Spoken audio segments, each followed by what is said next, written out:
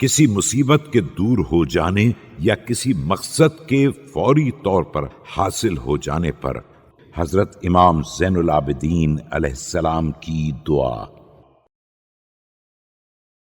شروع نام سے اللہ کے جو بڑا مہربان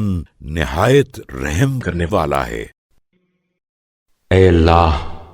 تیرے ہی لیے حمد و ستائش ہے تیرے بہترین فیصلے پر اور اس بات پر کہ تو نے بلاؤں کا رخ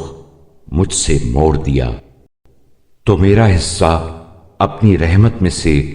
صرف اس دنیاوی تندرستی میں منحصر نہ کر دے کہ میں اپنی اس پسندیدہ چیز کی وجہ سے آخرت کی سعادتوں سے محروم رہوں، اور دوسرا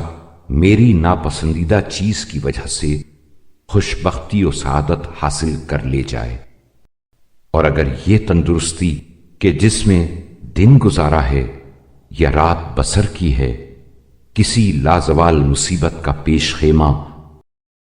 اور کسی دائمی وبال کی تمہید بن جائے، تو جس زحمت و اندوہ کو تو نے مؤخر کیا ہے اسے مقدم کر دے، اور جس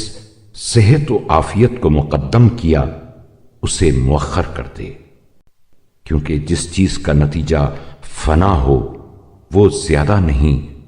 اور جس کا انجام بقا ہو وہ کم نہیں۔ اے اللہ، تو محمد صلی اللہ علیہ وآلہ وسلم اور ان کی آل پر رحمت نازل فرما۔